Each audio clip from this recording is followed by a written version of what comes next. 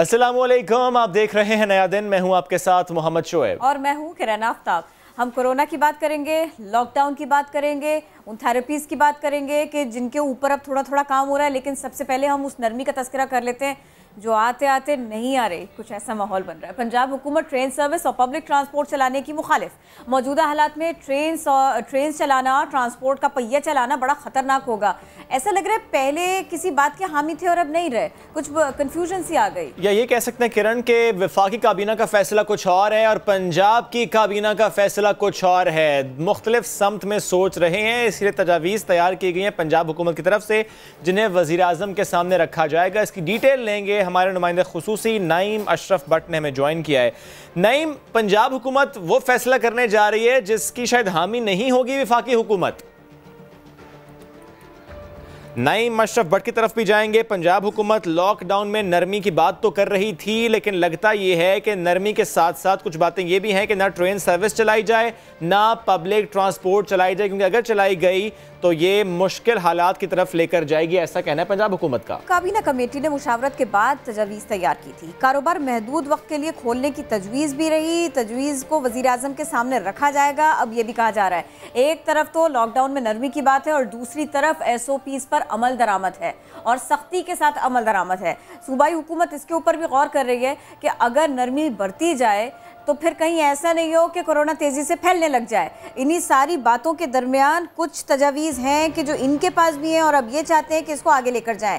इस वक्त जो खबर हमारे पास है आपको देने के लिए वो कुछ इसी तरह से है कि पंजाब हुकूमत लॉकडाउन में नरमी का नारा तो लगा रही थी, लेकिन ट्रेन सर्विस और पब्लिक ट्रांसपोर्ट चलाने की हामी नहीं है। आगे बढ़ेंगे और बात करते हैं कराची में जारी हीट वेव की। आज दूसरा दिन है, क़यामत खेज़ गर्मी जारी है क्योंकि समुद्री हवा बंद है और शहरी गर्मी से बेहाल हैं। ज़ाहिर रोज़ेदार हों, बाहर निकले हों, ऐसे मौसम में तो मुश्किल बढ़ जाती है। महकमा मौसमियात का इससे मुतालिक कहना है कि गर्मी की ये हालिया लहर यानी ये हीट वेव जुम्मे तक जारी रहेगी। अब डॉक्टर्स ये कहते हैं कि शहरी गैर ज़रूरी तौर पर घर से न निकलें, प्लीज़ घरों में रहें, धूप से बचें। और ये भी है जनाब दूसरी जानिब कि शहरी इंतज़ामिया ने हीट वेव कैंप फ़ाल नहीं किए। कोई इंतज़ामात ऐसे नहीं है कि अगर खुदा न खास्ता इस कड़ी धूप में, शदीद गर्मी में, हीट वेव में किसी की तबीयत बिगड़े तो उसे फ़ौरी इमदाद दी जा सके।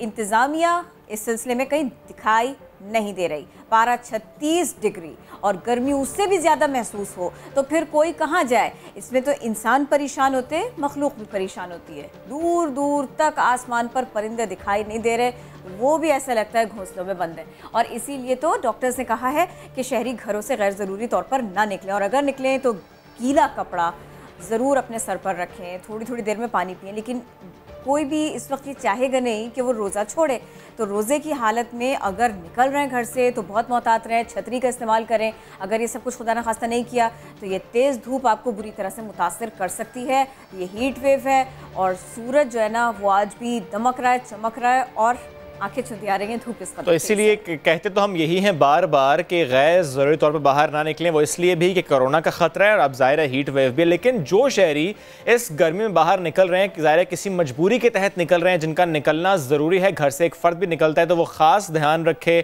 कोशिश करें कि उम्र रसीदा शख्स बाहर ना निकलें। कोशिश करें कोरोना की वजह से भी और हीट वेव की वजह से भी कि बच्चों को बिलखुसूस घरों के अंदर रखें और अगर कहीं पर धूप आती है तो वहाँ पर भी अवॉइड करें, यानी बालकनीज में बच्चे कुछ देर के लिए अगर बैठ जाएं तो वो भी उनके लिए खतरा हो सकता है। तो हीट वेव से बचना है, इसीलिए घरों के अंदर रहना है।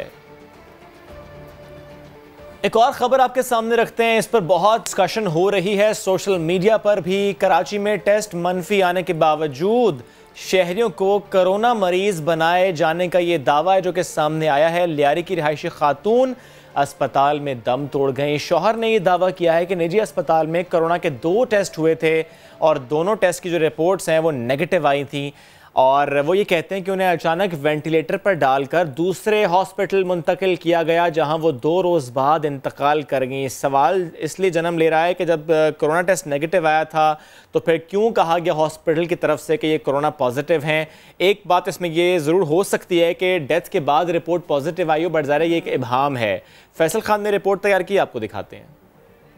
कोरोना वायरस ने छुपकर वार करना शुरू कर दिए या फिर डॉक्टर्स हर मर्ज का इलाज कोरोना की तदाबीर के तहत कर रहे हैं। कराची में एक नहीं दो बार टेस्ट मनफी आने के बाद भी लियारी की रिहायशी खातून इशरत की वजह मौत कोरोना वायरस करार दे दी गई, जबकि खातून के शोहर अदरीस खान ने अहलिया की वजह मौत डॉक्टर्स की गफलत को करार दिया। ये इल्जाम भी लगाया कि कोरोना वायरस की दो रिपोर्ट्स आने के बावजूद डॉक्टर्स ने अहलिया का इलाज ही शुरू नहीं किया। खातून के इंतकाल के बाद डीसी साउथ इंतजामिया और अदरीस के दरमियान टेलीफोनिक गुफ्तगू सोशल मीडिया पर वायरल हो गई, जिसमें अदरीस ने कहा कि उसकी अहलिया को कत्ल किया गया। सर, हम डिप्टी कमिश्नर ऑफिस साउथ की तरफ से बात कर रहे हैं। कहीं हॉस्पिटल में एडमिट हैं?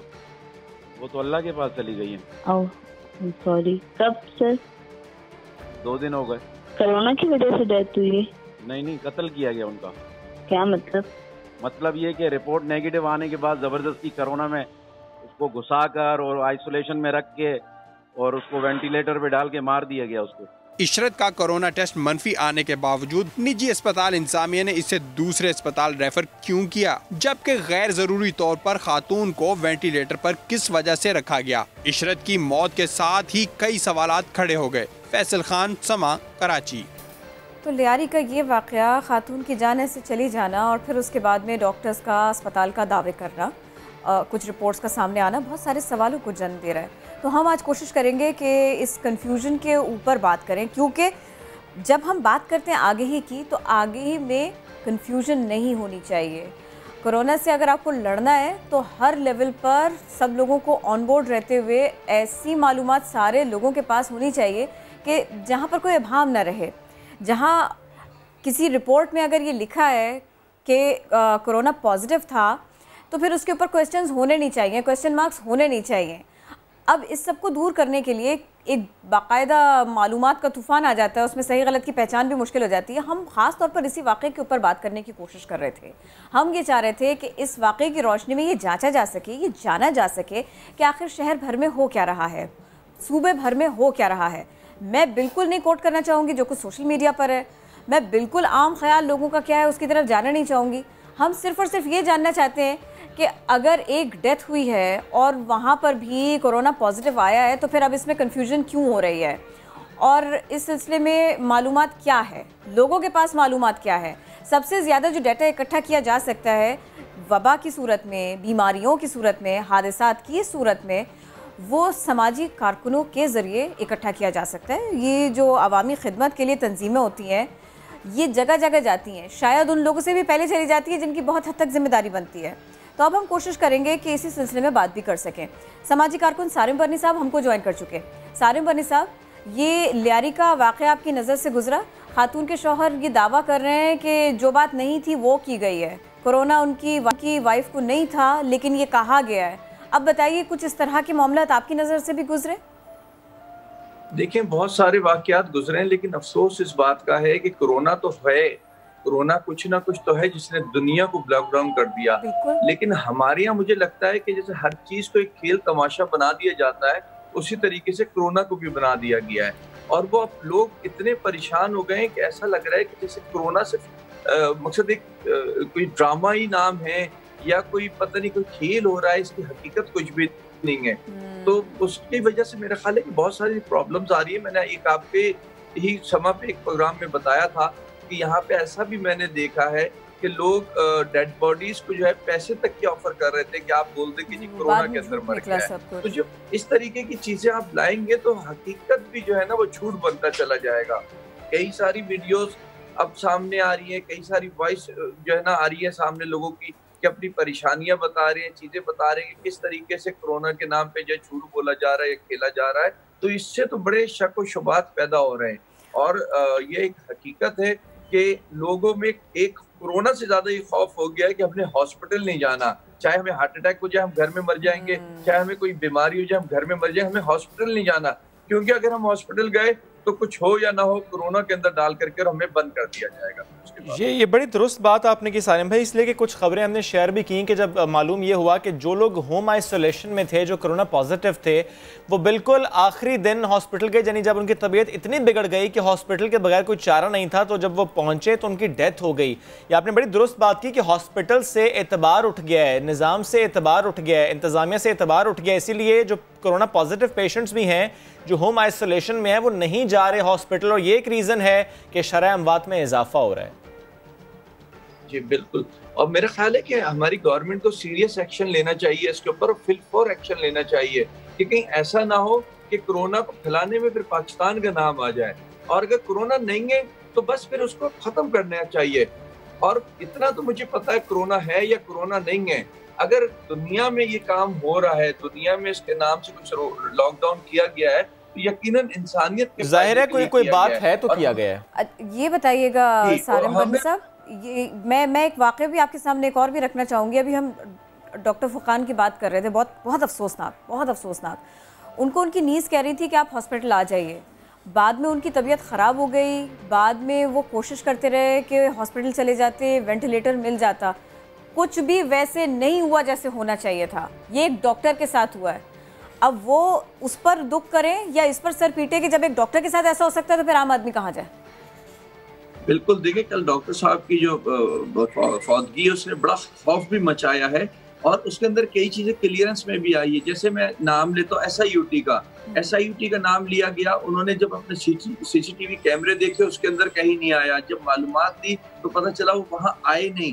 अब कौन लोग हैं, किस तरीके की बातें करते हैं, क्या वजूहात हैं, ये तो मेरा ख्याल है कि हुकूमत को सख्त एक्शन लेना चाहिए और बर वक्त लेना चाहिए सारिम भाई, क्योंकि जिस एम्बुलेंस सर्विस पर इल्ज़ाम लगता है, सवाल उठते हैं, ज़ाहिर है वो हमारी सपोर्ट के लिए इस शहर में है, वो हमें फैसिलिटेट करने के लिए इस शहर में है। अगर ये कह दिया जाए उस एम्बुलेंस सर्विस की तरफ से कि हमारे पास ट्रैकिंग भी है, हमारे पास कॉल रिकॉर्ड भी है, लेकिन ज़ाहिर है जब तहकीकात होंगी तो हम सामने लेकर आएंगे। दैट मीन्स अगर मान लेते हैं कि वो दुरुस्त बात कर रहे हैं तो इन पर इल्ज़ाम लगाने से चीज़ें तो ख़राब ही। सर रवैये पर मुझे आपका कॉमेंट चाहिए, जिस तरह किरण डॉक्टर फुरकान की बात की, डॉक्टर फुरकान वाला वाकया, और गुज़श्ता रोज़ एक और वाकया भी रिपोर्ट हुआ सिंध पुलिस से। सिंध पुलिस का एहलकार था, वो भी जब हालत इतनी बिगड़ गई तो हॉस्पिटल गया। दैट मीन्स कि हम इतना घबराते हैं ये डिसाइड करते हुए कि अगर कोरोना है या नहीं भी है, हॉस्पिटल की जरूरत है तो नहीं जाते। और उसमें एक मामला और भी है कि इस दरमियान जिन लोगों के साथ वो काम कर रहा था, किसी को ख्याल नहीं आया कि वो खुद जाके उसको चेक कर लेते और उसके पास एम्बुलेंस भेज देते, डॉक्टर के लिए कुछ ना कुछ कर देते या काउंसलिंग कर देते।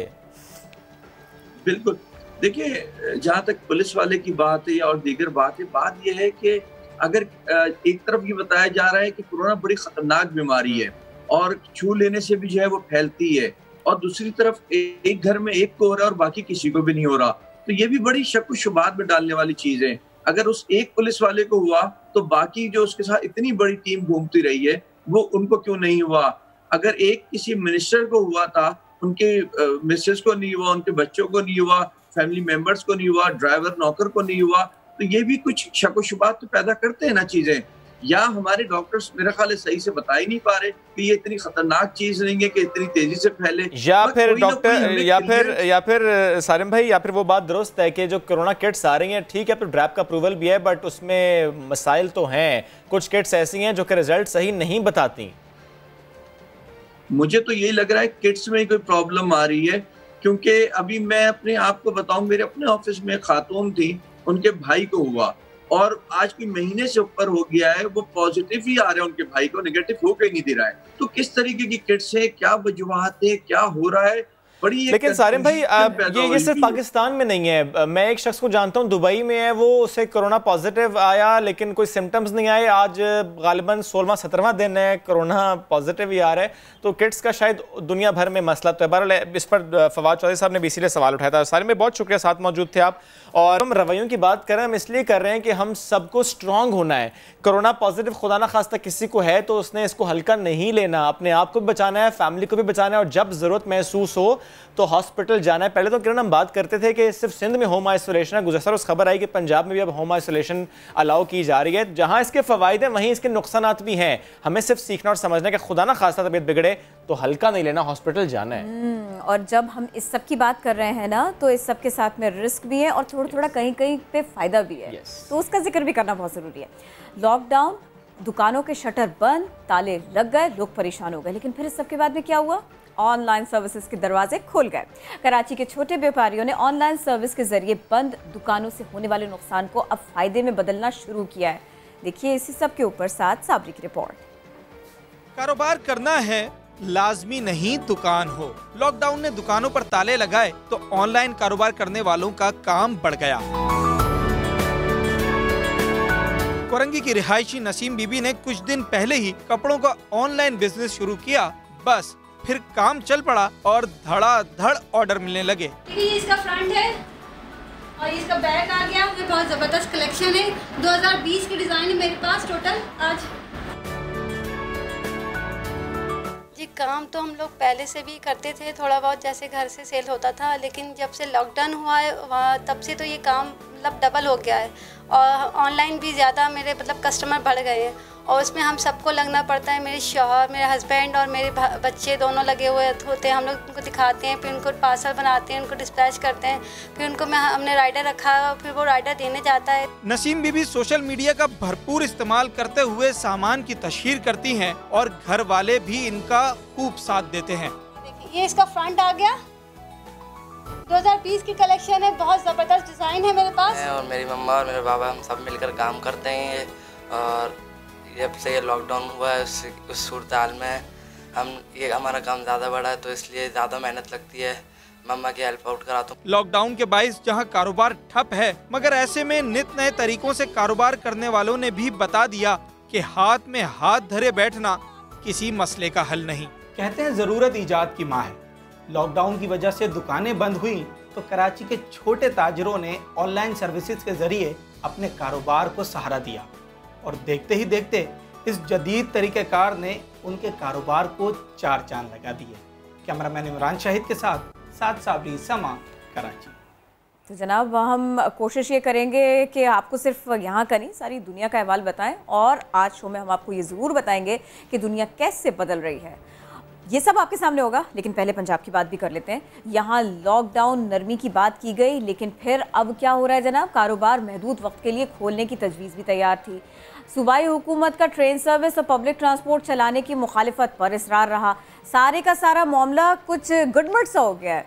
तो मैं चाहती थी ये कि हम इसी सब के ऊपर बात कर लेते। नईम अशरफ भट्ट हमारे साथ है। नईम अशरफ भट्ट, ज़रा बताइए तो सही, तजावीज़ थी क्या? मामला तब जा किस तरफ रहे? जी किरण, सिंध की तो वफाकी हुकूमत के इदारों के मुतालिक अगर कोई मुखालफत थी कोई लॉकडाउन के हवाले से तो वो कोई सियासी तौर पर समझ आती थी, लेकिन अब जो पंजाब हुकूमत है, जो कि वफाकी हुकूमत और पंजाब दोनों PTI की हैं, पंजाब हुकूमत भी ना सिर्फ ट्रेन सर्विस चलाने की मुखालिफ है बल्कि वो ट्रांसपोर्ट को मुकम्मल तौर पर अभी कुछ अरसे के लिए बंद करना चाहते हैं। कल इजलास हुआ था काबीना कमेटी का पंजाब की, वहाँ पर ये तजावीज़ फाइनल हुई कि ट्रेन सर्विस और जो ट्रांसपोर्ट है उसके हक में वो बिल्कुल नहीं है और ये मुशावरत मुकम्मल करके आज जो इस वक्त इजलास हो रहा है जिसमें तमाम वज़राए आला भी हैं, उस्मान बुज़दार जो हैं पंजाब के वज़ीर आला, उन्होंने ये तजावीज़ वफाकी हुकूमत के सामने रख दी हैं, जिसमें ये कहा है कि ट्रेन सर्विस जो कि शेख रशीद साहब काफ़ी बेताब हैं और वो कह रहे हैं कि हमें जून तक सैलरी नहीं देंगे, लेकिन पंजाब हुकूमत कहती है कि ट्रेन सर्विस तो बिल्कुल खतरनाक होगी इस सूरत हाल में। नहीं, आपको लगता है कि पंजाब हुकूमत किसी कंफ्यूजन का शिकार है? क्योंकि अगर फ्रेट ट्रेन भी ना चले, अगर लोग कम्यूट भी ना कर सकें, कहीं जा भी ना सकें और कारोबार खुला हो तो उसका फ़ायदा क्या है फिर? और ये तो मसाइल की तरफ लेकर जाएगा निज़ाम को। जी बिल्कुल अब्दुल्ला, ये बिल्कुल बात सही है आपकी। ये इशू जो है ये बिल्कुल है और हो सकता है कि जो वफाकी हुकूमत है ये आपके पॉइंट पर पंजाब हुकूमत को या सिंध को कन्विंस कर ले, लेकिन फिलहाल जो है वो पंजाब और सिंध जो है वो इसके मुखालिफ हैं, क्योंकि ईद आ रही है। जो आपका पॉइंट है ये बिल्कुल वैलिड है। ईद के नज़दीक तो लोगों ने जाना है, आमदोरफ्त होगी, लेकिन हो सकता है उसकी कोई सूरत हाल निकालें, कोई करीब जाके कर लें। अच्छा नहीं, मुझे ये बताइएगा कि क्या खबरें हैं? पंजाब की जो काबीना है वो जनरल जो फैसले हो रहे हैं उन पर मुत्तफिक होती है या मुख्तलिफ आरा भी आती हैं? जैसे कल वफाकी काबीना से मुतालिक तो हमने यही सुना, शेख साहब ने हमें कहा कि सब हामी हैं। नहीं, पंजाब में जो सर्विस की बहाली की मुखालफत है ये सब ने की है। इसमें कोई वो नहीं था कि कुछ लोग कह रहे थे कि मसला होगा और ये कर दिया जाए। वैसे भी यहाँ पर काबीना कमेटी है जिसमें सिर्फ 4 वज़रा होते हैं और वज़ीर आला अक्सर उसे हेड करते हैं, इसलिए इसमें कोई बहुत ज्यादा ठीक है। लास्टली नहीं ये बताएगा कि अगर एनसीसी इजलास में ये फैसला हो जाता है या वफाकी हुकूमत ये कहती है पंजाब हुकूमत से भी कि नहीं लॉकडाउन में नरमी करनी है और ये तमाम चीज़ें खोलनी है, ट्रेन सर्विस चलानी है, तो ज़ाहिर है पंजाब हुकूमत खुद मुख्तार अपने फैसले करने में, मानेंगे या अपना फैसला खुद करेंगे? देखें, ट्रांसपोर्ट की हद तक तो शुएब जो हैं वो ये हैं पंजाब हुकूमत कर सकती है, लेकिन मेरा ख्याल है ट्रेन सर्विस तो वो वफाकी हुकूमत का ही है। ये सिर्फ तजावीज़ ही दे सकते हैं, खतरे का जो है अलार्म कर सकते हैं, लेकिन शुएब तो ये तजावीज़ एनसीसी में दी जाएंगी? जी इस वक्त दी जा रही हैं। ठीक है, तो लेट्स सी कि इस पर वज़ीर आज़म साहब की क्या राय आती है, एनसीसी इजलास में क्या फैसला होता है। नईम, बहुत शुक्रिया, साथ मौजूद थे आप और पंजाब हुकूमत से मुतालिक हमसे बात कर रहे थे कि पंजाब हुकूमत जो डिसाइड कर रही है उससे मुतालिक जो इब्हाम था उस पर हम बात कर रहे थे।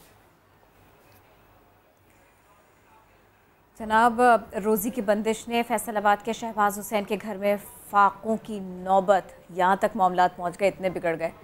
5 बच्चे, बीमार बीवी के साथ उनका गुजारा बहुत मुश्किल हो गया है। शाहीन शहजादी इसी पर रिपोर्ट कर रही हैं। कभी किसी ने आकर ये नहीं पूछा कि तुम्हारे बच्चे भूखे हैं, कि किसी ने आपने अपनी बेगम के लिए खाना दवाई दारू कुछ किया है? जो मैं इनका पेट पालूँ तो मेरे बच्चे भूखे रह जाते हैं, जब बच्चों का पेट पालूँ तो ये भूखी रह जाती है।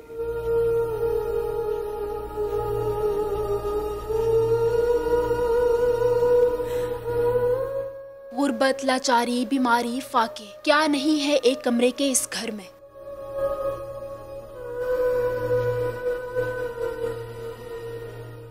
लॉकडाउन के बायस बस अड्डे बंद हुए तो पहले से गुर्बत में जकड़े माई की झुग्गी के रिहायशी शहबाज हुसैन के घर को जैसे मुसीबतों ने घेर लिया।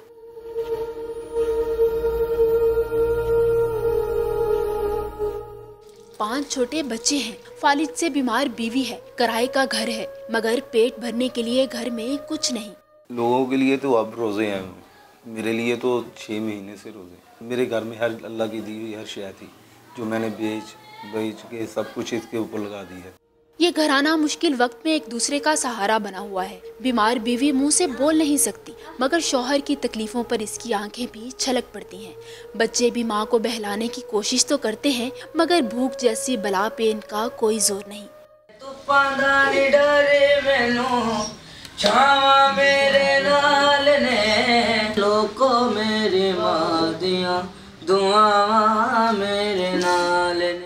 बिलाशुबा मुश्किल घड़ी है, मगर आपकी थोड़ी सी तवज्जो इनके दुखों का मदावा कर सकती है। तो आगे बढ़िए और इनकी मदद को आइए। कैमरामैन हाफिज अवैस के साथ शाहीन शहजादी, समा, फैसलाबाद। रिपोर्ट आपने देखी, इस पर हम बात करेंगे। हमें ज्वाइन किया है मजहबी स्कॉलर बिलाल कुतुब साहब ने। सर बहुत शुक्रिया आपके वक्त का। बिलाल भाई, गुर्बत है, कोरोना है, इकोनॉमिक कंडीशंस आपके सामने, बेरोज़गारी है, इन शॉर्ट नाउमीदी है, और ये ऐसे मसाइल हैं कि हम किसको कोसेंगे, किसी को कोस भी नहीं सकते। सिचुएशन ऐसी है, क्या करें? बहुत शुक्रिया। मेरे ख्याल में हमारा बहसियत कौम जो मजाज है वो कोसने का ही है। आपने बड़ा अच्छा लफ्ज इस्तेमाल किया। इससे दुनिया में सबसे अच्छी इकोनॉमी, अगर किसी स्कैंडिनेवियन मुल्क की आप एग्जांपल ले लें, न्यूयॉर्क की एग्जांपल ले लें, होमलेस लोग तो आपको वहां भी नजर आते हैं जिनके लिए चैरिटी ऑर्गेनाइजेशन जो है वो दे रही हैं। सोचने की बात यह है कि क्या हमारे पास गुर्बत या भूख, ये कोरोना स्पेसिफिक या रमजान स्पेसिफिक है? इन दोनों बातों का जवाब है नहीं। रमजान महीना जरूर है देने का, क्योंकि इसमें अजर और सवाब बढ़ जाता है, लेकिन ये गुर्बत और ये भूख रमजान या कोरोना स्पेसिफिक नहीं है। पहली बात तो ये मद्देनजर रखनी है। दूसरी चीज ये कि इज्तिमाई तौर पे हम बहसियत कौम और बहसियत मुल्क जो है, हम 30% से ज्यादा below the line of poverty जिंदगी गुजार रहे हैं और 70 साल से गुजार रहे हैं। ये भी एक हकीकत की बात है, ये भी स्पेसिफिक तो कोरोना नहीं है। मेरे ख्याल में इन चीजों का अगर एनालिसिस हम कोरोना स्पेसिफिक करके या रमजान स्पेसिफिक करके निकालेंगे तो फिर हम अपनी उस सीरियसनेस की जो तवज्जो है लोगों की उसको हटा देंगे। हमें लॉकडाउन इतना इजी ले लिया हमने कि अब वो जो कर्व जो स्ट्रेट जानी थी, अब वो स्पाइक जो है वो बहुत हाई और 45 से निकल के वो 60 डिग्री के ऊपर जा रही है। हम कब संजीदा होंगे, ये एक बहुत बड़ा सवाल। बिलाल भाई, जब आपने कर्व की बात कर ही दी है और हम बात करते हैं हम कब संजीदा होंगे, तो फिर तो हुक्मरानों पर सवाल उठता है जो कि मीटिंग करते हैं, इजलास करते हैं, प्रेस कॉन्फ्रेंस करते हैं और एक ही बात करते हैं, पाकिस्तान इसको कोरोना ने हिट किया ही नहीं। आपकी बात 1000% दुरुस्त है हुजूर। ये देखिए कि कल सिंध के एक वहाब साहब ने कहा कि रूबे से हूँ, मैं बात नहीं कर सकता। अगर कैबिनेट फेडरल गवर्नमेंट की इस्लामाबाद में बैठती है तो वो 50 साल पुराने मजहबी उन प्रॉब्लम्स को जो रिजॉल्व कॉन्स्टिट्यूशन कर चुका है उनको दोबारा से रिवाइव करने के ऊपर है।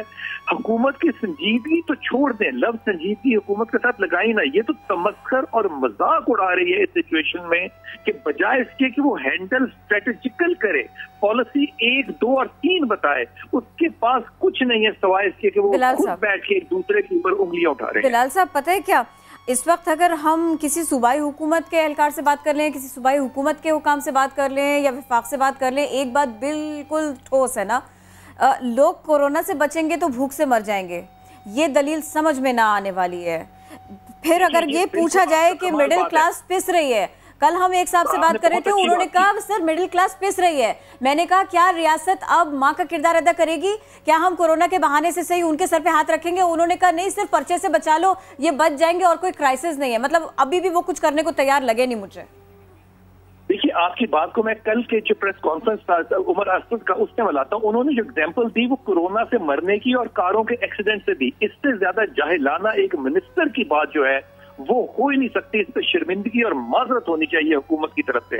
दूसरी बात यह कि अगर चॉइस दुनिया जहान के अंदर बीमारी और भूख के दरमियान लेनी पड़े तो भूख चूज की जाती है, बीमारी चूज नहीं की जाती, क्योंकि भूख एक से दूसरे को नहीं लगती, बीमारी वबा के तौर पे एक से दूसरे को मुंतकिल हो रही है।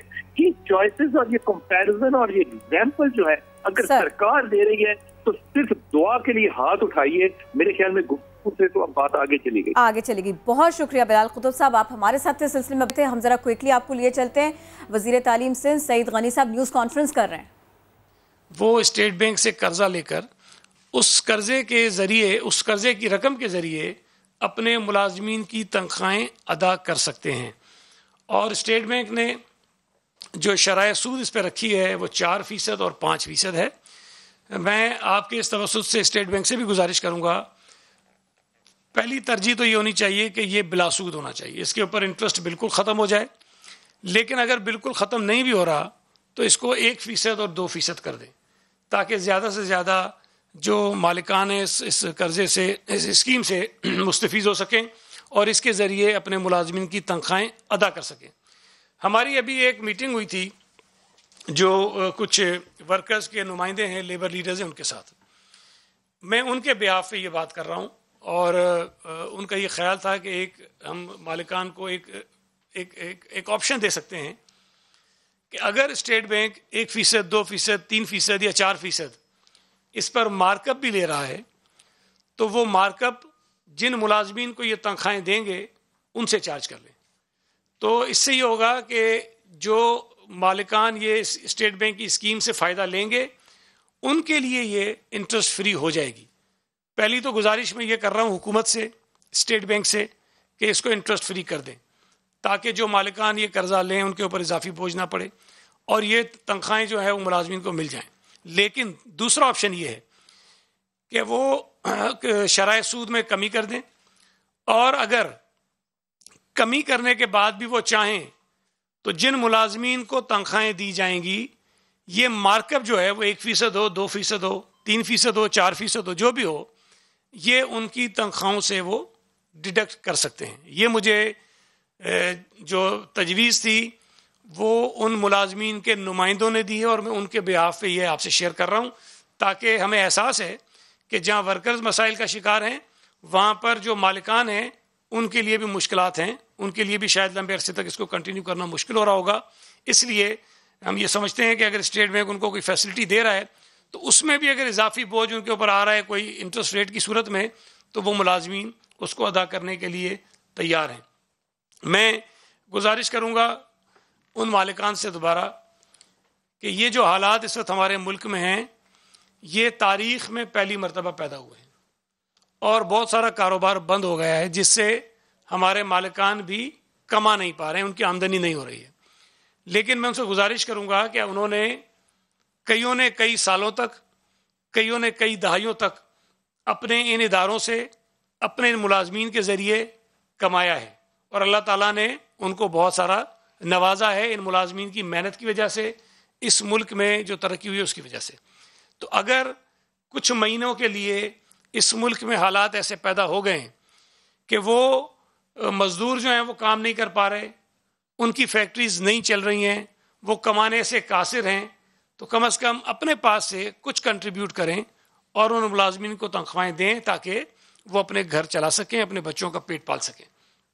इसके साथ साथ एजुकेशन के हवाले से हमने एक कंप्लेंट सेल बनाया था और हमने इनिशियली ऐलान किया था कि तमाम स्कूल 20% जो है वो रियायत देंगे फ़ीसों में, अप्रैल और मई की फ़ीस में, और अपने तमाम टीचर्स को, नॉन टीचिंग स्टाफ को तनख्वाहें भी अदा करेंगे।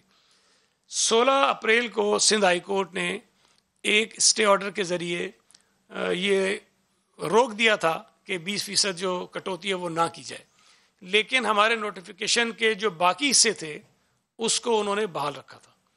तो जहाँ तक फ़ीस देने की बात है, फ़ीस देने पर आज भी कोई स्टे ऑर्डर नहीं है। तमाम स्कूल इस बात के पाबंद हैं कि अपने तमाम मुलाजमीन को पूरी तनख्वाह अदा करेंगे, किसी मुलाजिम को नौकरी से नहीं निकालेंगे। वो हमारा ऑर्डर आज भी मौजूद है। 16 तारीख को जो स्टे ऑर्डर जारी हुआ था, गालिबन 29 अप्रैल को वो जो स्टे ऑर्डर था वो ख़त्म हुआ और जो पिटीशन थी वो डिस्पोज ऑफ हो गई, इसलिए कि सिंध काबीना ने एजुकेशन के जो प्राइवेट स्कूल्स को रेगुलेट करने के जो रूल्स थे उसमें अमेंडमेंट कर दी थी और अमेंडमेंट करने के बाद हमने एक नया ऑर्डर इशू कर दिया था। लेकिन कल 5 मई को एक पिटीशन दोबारा फाइल हुई और अदालत ने उसका नोटिस तो हमें किया है, लेकिन नोटिस करने के साथ साथ जो 20% की कटौती वाला हमारा एक हिस्सा था उस नोटिफिकेशन का, उसको दोबारा सस्पेंड कर दिया है, उस पर अमल दरामद रोक दिया है। तो फिल वक्त हम स्कूलों को ये नहीं कह सकते कि वो 20% रियायत दें, लेकिन मैं शुक्रिया अदा करना चाहता हूँ उन बहुत सारे स्कूलों का, स्कूल मालिकान का, जिन्होंने पिछली मरतबा भी अदालत के स्टे के बावजूद पाकिस्तान के सूबा सिंध के शहरियों को ये कहकर रिलीफ दी कि हमें एहसास है कि इस वक्त शहरी मुश्किलात का शिकार हैं, उनके जो वसाइल हैं, जो ज़रिया माश है वो मुतासिर हुआ है, लिहाजा हम उनको 20% रियायत देंगे और स्कूलों ने दिया। सिंध हाई कोर्ट के स्टे के बावजूद वॉलंटियरली बहुत बड़ी तादाद में, शायद हज़ारों स्कूल्स ऐसे हैं जिन्होंने ये सहूलत पेरेंट्स को जो है वो दी। तो आज भी मैं ये तवक्को करता हूँ, अदालत से स्टे आया है, हम अदालत में कंटेस्ट करेंगे, हम अदालत में ये केस लड़ेंगे और हम ये बात अदालत। वज़ीर तालीम सिंध सईद गनी इस वक्त प्रेस कॉन्फ्रेंस कर रहे हैं और स्कूलों से मुताल्लिक उन्होंने कहा है कि इस वक्त नहीं कह सकते कि स्कूल खुलेंगे या नहीं। वैसे जब भी उनसे बात की जाती है वो यही कहते हैं कि आज बैठकर हम कुछ दिन बाद के फैसले नहीं कर सकते, क्योंकि डे टू डे चीज़ें इस्टेब्लिश हो रही होती हैं। एनीवेज एक ब्रेक लेते हैं, वापस आते हैं।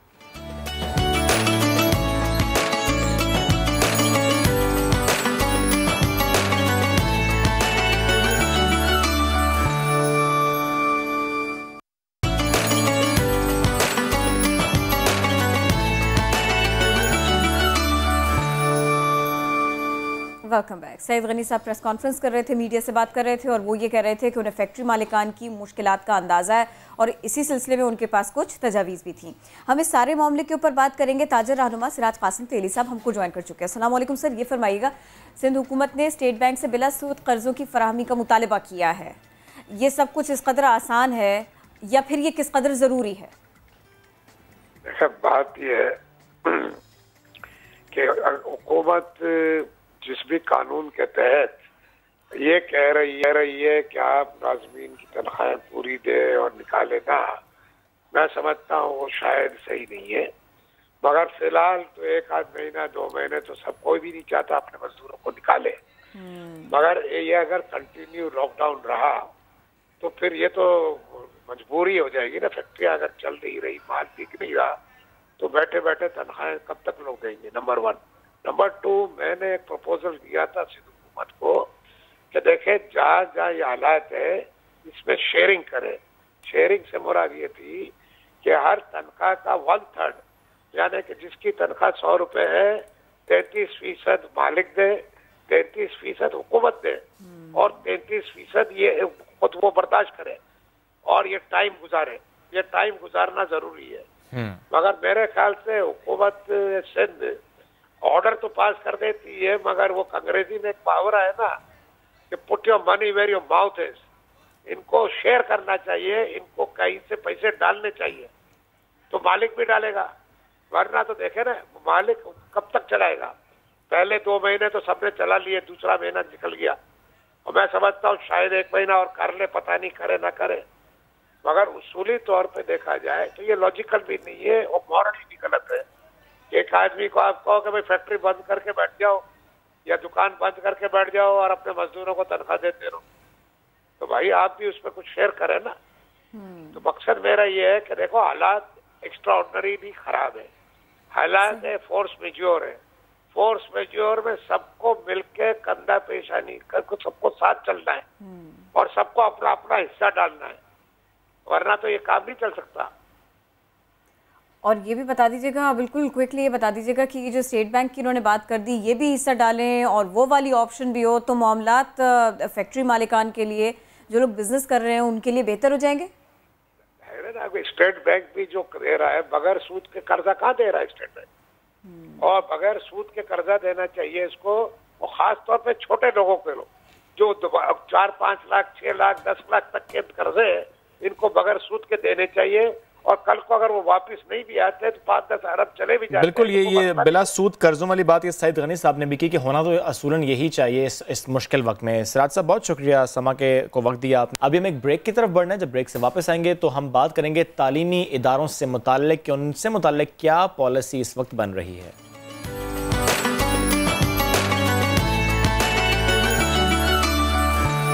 जनाब, नया दिन में नए सिरे से खुशामदीद। क्योंकि लॉकडाउन है, घर पर ज़्यादा रहना है, काम कम करना है या जो कुछ करना है घर से करना है, तो हमने सोचा ये जो स्टे होम चैलेंज है ना, हम इसके लिए ही आपको कुछ बताएं और क्यों ना इसके लिए हम राबिता करें किसी सेलिब्रिटी से। तो अब हमारा साथ देंगे मोहसिन अब्बास हैदर, उनको वेलकम करते हैं। अस्सलाम वालेकुम, कैसे हैं आप? वालेकुम अस्सलाम, मैं बिल्कुल ठीक ठाक हूँ, आप लोग ठीक हैं? अल्हम्दुलिल्लाह। चलिए बताइए, आजकल क्या लिख रहे हैं, क्या पढ़ रहे हैं, क्या गा रहे हैं, क्या गुनगुना रहे हैं और क्या कोई ऑनलाइन कॉन्सर्ट करने जा रहे हैं, कोई प्लान है? ऑनलाइन कॉन्सर्ट तो हमने किया जो कि बड़ा कामयाब रहा, और साथ ही साथ बहुत से क्रिएटिव प्रोसेस जो है वो चल रहे हैं, वो चाहे फिर शायरी के हवाले से हैं, चाहे गुलकारी के हवाले से हैं। कुछ चीजें लॉकडाउन की वजह से पाए तकमील तक नहीं पहुंच पा रही, लेकिन हत्तुल इम्कान कोशिश है कि जितना मुमकिन हो किया जा सके। जैसे अभी हमने मेरे और मेरे जैसे जितने भी 90s के इरा के जो बच्चे हैं, या अब तो खैर हम बच्चे नहीं हैं, लेकिन जो बच्चे थे कभी, उनके लिए गाना लिखा है जब छोटे थे के नाम से, जो कि रिलीज करेंगे। ईद पर रिलीज करना आपने? यस, बिल्कुल ईद पर रिलीज करने का सोच रहे हैं, और वो सारा प्रोसेस इसी तरह से हुआ लॉकडाउन के बीच में, आइसोलेशन में। यानी वो जो हम अक्सर पोस्ट देखते थे कि एक पोस्ट होती थी और लिखा होता था कि 1980s के किड्स जो है ना ये रिलेट कर पाएंगे 90s के, तो आपने उसके हवाले से गाना जो है वो गुनगुनाया। आप बिल्कुल ठीक कह रहे हैं, मैंने एग्जैक्टली वही पोस्ट देखी भी थी। वो अक्सर शेयर होती थी फेसबुक पे, जिसपे कहा करते थे ये क्या दिन थे, और वो ड्राइंग्स होती थी कुछ, तो एग्जैक्टली मेरे ज़हन में वहीं से आया कि यार इसके ऊपर कोई गाना बनाया जाए जो once in a lifetime का गाना होगा, जो हमेशा याद रहा करे मुझे भी कि हाँ मैं बचपन में ये होता था, और मेरे जैसे हम उम्र लोग जितने भी हैं वो सब याद करें उसको। सुनाएंगे नहीं थोड़ा सा? 1-2 लाइंस भी चलेंगे। सुनाएंगे आपको, अभी तो क्योंकि रिवील नहीं किया तो मैं उसकी एक लाइन गुनगुना देता हूँ। जब छोटे थे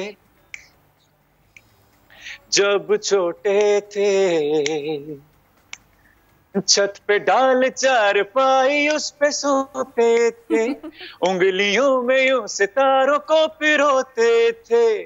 मेरे ख्याल में हम पूरा रिवील कर देंगे तो ईद तक कोई सरप्राइज नहीं रहेगा। थैंक यू, आपने इतना भी हमें सुनाया। मोहसिन, ये बताएं कि वैसे एक्सक्लूसिव है अभी तक का नया दिन के लिए। Thank you so much Mohsin, thank you समा के लिए, नया दिन के लिए। अच्छा मोहसिन, वैसे इस रमजान मसरूफियत कितनी मुख्तलिफ है due to this lockdown? Ramzan वैसे पर्सनली मेरा एक फेवरेट महीना है और मैं बड़ा एक्साइटेड होता हूँ हमेशा से, और मुझे बड़ा मेरा बचपन से बड़ा मंसूब है ये, तो मैं इसको हमेशा चेरिश करता हूँ। और इत्तेफाक से हमेशा कभी लाहौर, कभी कराची या कहीं बैरून मुल्क ऐसे भी कई रमज़ान गुजरे, लेकिन इत्तेफाक से इस दफ़ा ये चलें अच्छी बात हो गई कि मैं अपनी फैमिली के साथ रमज़ान गुजार रहा हूँ, चाहे वो लॉकडाउन ही बहाना क्यों नहीं बन गया, लेकिन ये एक अच्छी और मस्बत बात है इसमें। और ये कि पूरी फैमिली साथ हो तो क्या ही बात है, वही दस्तरखान अच्छा होता है, वही गहमा गहमी अच्छी होती है। लेकिन जब सब मिलके बैठे होते हैं ना, तो आप अपने एक फेवरेट पर्सन के पास चले जाते हैं ना, घूम के घाम के थोड़ी यूं करके जगह बना के। ये बताएं, जब सब मिलके बैठे होते हैं आप किसके पास जाके बैठते? मैं जिनके पास जाकर बैठता था, शी इज नो मोर। मुझे आज भी याद है कि जब मैं, हालांकि मुझे याद होती थी इफ्तार और सहर की जो दुआ थी रोजा रखने की, लेकिन मैं अगर कहीं भी दूर होता था, कराची में होता था, तो I used to call my mother and मैं बिल्कुल भोला बच्चा बन के ना कहता था वो क्या थी वो दुआ, वो जरा पढ़ाइएगा प्लीज, मैं सहरी के वक्त बैठा हूँ, मैं सहरी करने लगा हूँ। तो वो मुझे पूरे इन हमाक से इसी तरह पढ़ाती थी जैसे इसको वाकई शायद ये नहीं याद, लेकिन ऑफ कोर्स उनको भी पता होगा, लेकिन मुझे अच्छा लगता था हमेशा। तो she is not there any more, तो बस सब फैमिली इज देयर। और ये कि हर लम्हा, हर गुजरता दिन, हर अच्छी बात, हर बुरी बात अभी अम्मी की याद दिलाती है, ऐसे ही है। बिल्कुल ऐसे, बिल्कुल ऐसे ही। और आप उनको याद करने के क्या क्या बहाने घर लेते हैं, ये बताएं मुझे, कौन कौन से तरीके से ना, क्योंकि देखिए अम्मी याद आ रही है ये भी बताना है, और अम्मी के लिए अभी भी कुछ ना कुछ तो करना है ना?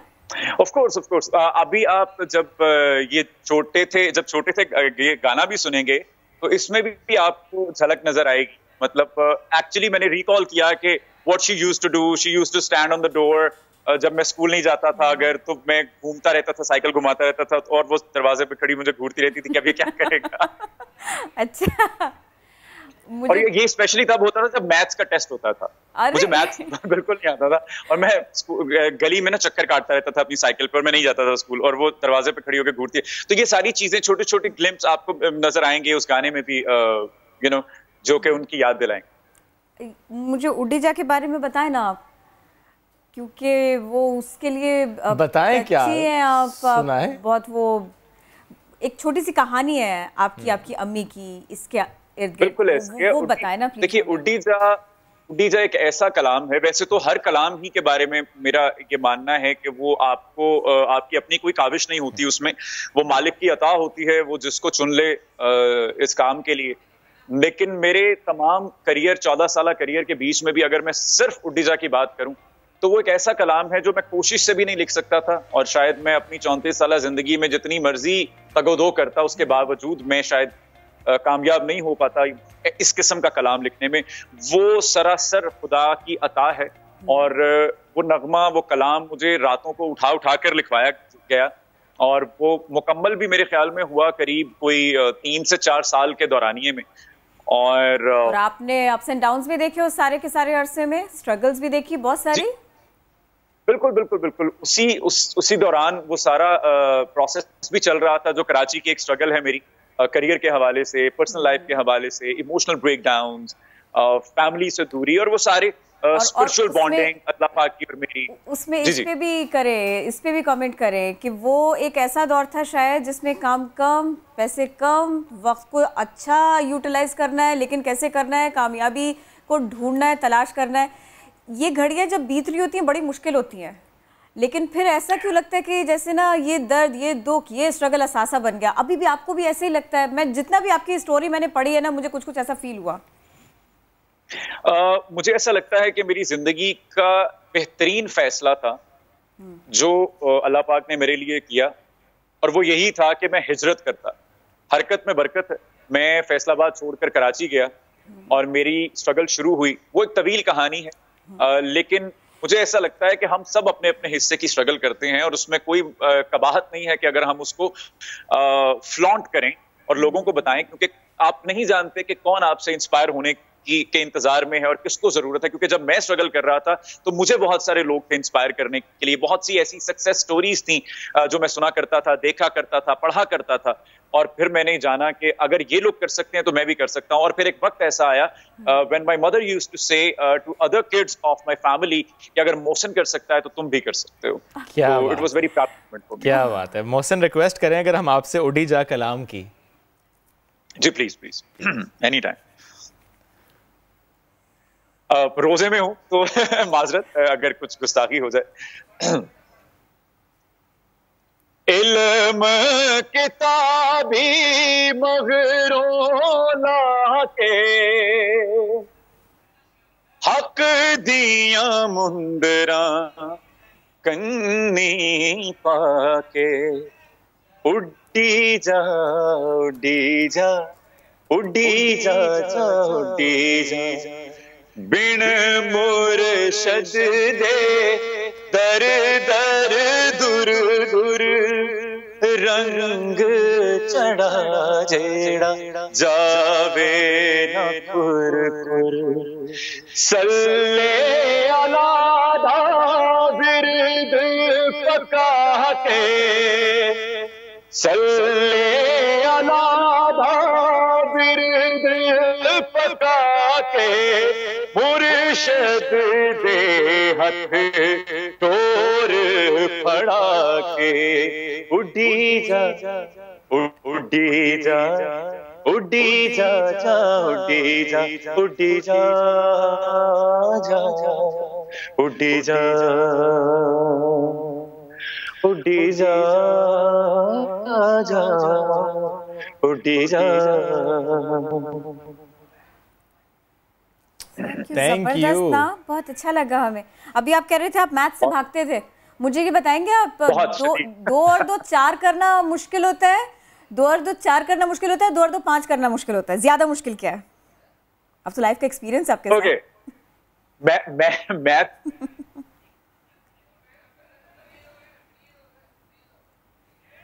हाय हाय हाय, मैं कोशिश कर रही हूँ। नहीं, मैं इस सवाल का जवाब लिए बगैर शुक्रिया नहीं अदा कर रही हूँ। शुक्रिया अदा नहीं करेंगे, जवाब तो मुझे चाहिए। हम इंतजार कर लेते हैं कि लाइन दोबारा से एस्टैब्लिश हो जाए। आगे आगे आगे छुट्टी मिलेगी प्लीज। मौसम चलिए बताएं अब आएगी आपकी आवाज। 5 करना मुश्किल होता है। नहीं, फिर से क्या, मैं नहीं सुन सकी। मैंने कहा 2 और 2 5 करना मुश्किल होता है। नहीं लेकिन 2 और 2 4 का रास्ता उसको इख्तियार करना वो थोड़ा मुश्किल हो जाता है, लेकिन वही सीधा रास्ता होता है ना? हाँ बिल्कुल ऐसा ही। मैं आपको एक बड़ी इंटरेस्टिंग बात बताता हूँ मैथ्स के हवाले से कि जब मैं कराची में था और जब मैंने न्यूज एंकरिंग शुरू की एक निजी टीवी चैनल पे, तो मेरी जिंदगी की सबसे ज्यादा सैलरी मैंने कमाना शुरू की उस टाइम पे, और मुझे नहीं पता था कि उसमें कितने सिफर होते हैं।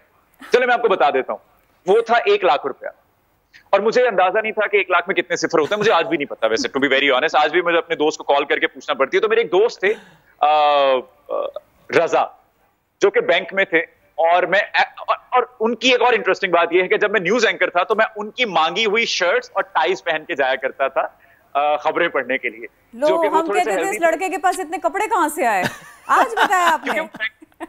वो बैंकर थे ना, तो वो बैंकर्स तो पहनते हैं ties and all, you know. मेरे पास फॉर्मल शूटिंग्स नहीं थी उस वक्त पे, और मेरे कपड़े उस वक्त बन रहे थे चैनल की तरफ से। तो मैं उनको कॉल करके पूछा करता था कि इसमें कितने सिफर आते हैं, तो वो he used to tell me, he used to guide me, और मुझे अभी तक नहीं पता। तो मैथ्स से तो मेरे दोनों हाथ खड़े हैं। खैर आपका हेयर स्टाइल भी बहुत मशहूर था उस जमाने में, बिल्कुल ऊपर करके बाल।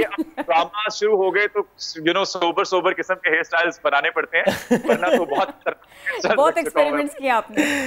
वो लास्ट लाइन जो इन्होंने हाँ बिल्कुल, मैं मैथ्स के सवाल पे ना मैं समझ गया था कि सब्ट्रैक्ट भी करना जानते हैं। हक लबना जो है ना वो खा गए, अगर वो भी पूरा कर देते तो अच्छा होता मुझसे। मैं हमारा हिसाब पूरा है। मैं बिल्कुल बहुत अच्छी बात है। हक लब ने हक मन अंदे बात इश्क दी वांग समंदर यार जो आके फेस बता के चोरंदरे नु हाय लाके उड़ी जा उड़ी जा उड़ी जा उड़ी जा। Thank you, Mohsin. Thank you so much for being with us today. It was great. बहुत मज़ा आया, बहुत अच्छा लगा। अच्छा देखें, अब ये हमने एक सेलिब्रिटी की बात कर ली, एक और सेलिब्रिटी की बात नहीं होगी, एक और सेलिब्रिटी से बात होगी। और मसला क्या है? बहुत बड़ा मसला है, मेरा मसला है, आपका मसला है। और वो ये कि कोरोना आ गया, लॉकडाउन लग गया, मार्केट्स बंद हैं, मुख्तलिफ मकामात बंद हैं, शॉपिंग मॉल्स बंद हैं, लेकिन ईद पर तैयार तो होना है ना। हेयर कटिंग भी चाहिए, दीगर सर्विसेज भी चाहिए, ये सब कुछ होना चाहिए। अब वो आपने सुना होगा ना, ज़माने के अंदाज बदले गए, तो भैया बनाओ सिंगार के अंदाज भी बदले गए हैं और सारे के सारे प्रोटोकॉल्स के साथ तैयारी होगी। मैं आपको दिखाती हूँ कि जिद्दत क्या है। ये है Citizen, a frequent salon visitor and a salon owner, I take it upon myself to conduct our business with scientific precision. The health and safety of our stylists and clients is our top. Medical and travel history before bookings, temperature check at the entrance, gloves, masks, PPEs. देखा, इतने ध्यान से हमको तैयार किया जाएगा। जब ये सब कुछ नॉर्मल हो पाएगा, ये सब कुछ कैसे हो रहा है, कहाँ हो रहा है, क्या हो रहा है, ये सब जानना था। तो हमने सोचा कि क्यों ना फिर हम बात कर लें ब्यूटी आइकन की, नबीला से बात कर लें। अस्सलाम वालेकुम मैम, कैसी हैं आप? अस्सलाम वालेकुम, nice to meet you, thank you बिल्कुल ठीक मैम, हमेशा की तरह बहुत प्यारी, बहुत अच्छी, बहुत जबरदस्त लग रही हैं आप। Thank you. आपके जैसा दिखने को दिल चाहे तो इंसान क्या करे। ये इतने अच्छे आप लोगों ने तैयारी की है सारी की सारी। ये मुझे बताएं ना, ये सब कुछ कैसे कब अवेलेबल होगा? कोरोना से लड़ने के लिए कोई मौका नहीं छोड़ा, कोई जगह नहीं छोड़ी, आपने कहा कि मैं पीछे नहीं रह सकती। देखिए, तकरीबन 7 हफ्ते हो गए हम सब घर पे बैठे हैं। ऑब्वियसली सैलून्स बंद हैं और जो एसेंशियल सर्विसेज हैं अभी तो वो सिर्फ काम कर रही हैं और हमें बड़ी हमदर्दी है और बड़ा मतलब हम सल्यूट करते हैं अपने मेडिकल वर्कर्स को, फ्रंट लाइनर्स को, जो हमारे लिए लड़ रहे हैं फ्रंट लाइन पर, लोगों की इतनी मदद कर रहे हैं। लेकिन हर फील्ड जो है वो उसका एक अलग चार्म होता है, एक अलग ज़रूरत होती है। तो मैंने ये सोचा कि देखें, हमारा जो काम है वो सर्विस इंडस्ट्री का काम है, वो फिज़िकल कांटेक्ट का काम है, बहुत कुर्बत से प्रॉक्सिमिटी के साथ हमें काम करना पड़ता है। तो अगर हम खुलेंगे, आई डोंट नो कब खुलेंगे, ऑब्वियसली जब गवर्नमेंट हमें इजाज़त देगी, तो इतने देर में हम तैयारी करें और हम अपनी मदद आपके हिसाब से खुद अपने SOPs कुछ सेट करें। तो उसके लिए मैंने सोचा कि अगर मैं एक क्लाइंट हूँ और कहीं जाना चाहती हूँ अपनी किसी सर्विस के लिए, तो मैं कैसे महफूज करूँगी। तो मुझे वो महफूज फील होने के लिए जो जो चीज़ चाहिए वो मैं अपने क्लाइंट को प्रोवाइड करूँगी। तो उस बेसिस पर कुछ दोस्तों से बात की, कुछ मेरे दोस्तों के हॉस्पिटल्स में काम करते हैं, कुछ सर्जन्स हैं, कुछ डेंटिस्ट हैं, सबसे पूछ के फिर बड़ा रिसर्च किया कि अपनी प्रोटेक्शन कैसे हो, क्लाइंट की प्रोटेक्शन कैसे हो, क्योंकि हमारी जो सबसे अव्वल इस वक्त जो वो है प्रायोरिटी वो ये है कि अपनी स्टाइलिस्ट की और क्लाइंट की प्रोटेक्शन हो और हमारी वजह से ये जो वायरस है हम इसको वेक्टर ना बनाएं और हम इतनी तैयारी रखें, इतनी साइंटिफिक और इतनी मेडिकल ग्रेड की क्लीनिंग हो और टच किस तरह से हो रहा है, डिस्पोजेबल चीज़ें हों, हाइजीनिक हो, स्टेरिलाइज्ड हो, केमिकल्स का यूज़ हो। एंड ऑब्वियसली एक और हमने अपने SOPs खुद बनाए हैं और उसमें हमने ये सजेस्ट किया है कि 30 to 40% हम अपना जो क्लाइंट्स को कम अटेंड करेंगे, यानी कि एक कमरे में अगर 4 लोग बैठते थे तो अब 2 बैठेंगे, या 5 बैठते थे तो अब 2 बैठेंगे, यू नो। तो इस तरह से हमारी कैपेसिटी कम होगी और जगह ज़्यादा मिलेगी। 2-2 मीटर के फासले से हर स्टेशन हो, हर स्टेशन को स्टेरिलाइज हो। तो मैं इस फील्ड में तकरीबन 35 साल से हूँ और recently I have been made the president of FABA, which is Pakistan hair and beauty association, जिस पर बहुत से सैलून्स जो हैं वो रजिस्टर्ड हैं। तो हमने सोचा कि हम मिलकर एक दूसरे की राय के साथ कुछ SOPs बनाएं ताकि हम भी गवर्नमेंट को बोले, रिक्वेस्ट करें कि हम तैयार हैं, आप हमें इजाजत दें तो हम बड़ी जिम्मेदारी से काम करेंगे ताकि ईद पर जो लोग आना चाह रहे हैं वो इससे SOPs का बनाना और जो मिले हुए SOPs हैं उस सब के ऊपर अमल करना, ये सब कुछ बहुत जबरदस्त है, बहुत अच्छा है। लेकिन अब चूंकि एक पूरी एसोसिएशन है तो आप बता सकती हैं। जी बिल्कुल, प्लीज आप बात भी कंप्लीट कीजिएगा अपनी। आप ये भी बता सकती हैं कि कितने लोग मुतासिर हुए? कॉमन करने चाहिए कि हर क्लाइंट को पता हो कि ये हम स्टैंडर्ड देख रहे हैं, ये सेलों में कहीं प्रिंटेड होके लगे हुए होने चाहिए। और अगर किसी क्लाइंट को लग रहा है कि वो SOPs नहीं फॉलो हो रहे हैं तो आप हमें कंप्लेन भी कर सकते हैं, सील करवाएं। बिल्कुल, ये तो हमारी जिम्मेदारी है ना, I mean we are responsible. Exactly, ज़ाहिर है कि एसोसिएशन की को आप ज़ाहिर जब रिप्रेजेंट करें तो बाकी जिम्मेदारी, एक बड़ी जिम्मेदारी आप के कंधों पर है। नबीला साहब प्लीज़ ये भी बताइएगा, just to understand the gravity of the issue, कि कितने स्टाफ मेंबर्स थे जो इसकी वजह से मुतासर हुए? ज़ाहिर है एक पूरी इंडस्ट्री थी, एक सर्विस इंडस्ट्री है, ना प्रोडक्ट्स कोई ख़रीद रहे, ना सर्विस प्रोवाइड की जा रही है, बिल्कुल एक साइकिल था, रुक गया। तो कितने स्टाफ मेंबर्स टोटल थे जो कि मुतासर हुए हैं?